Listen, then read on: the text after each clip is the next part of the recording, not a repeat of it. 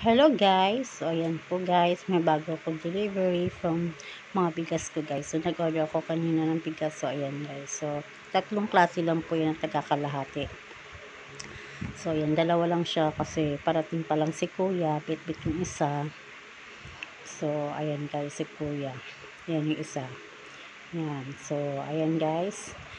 Ito ang aking Jasmine, Super Angelica, at saka yung green rose. So ayan.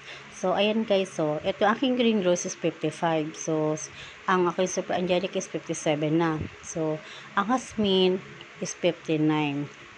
So 60 dapat yung 59 ko na lang.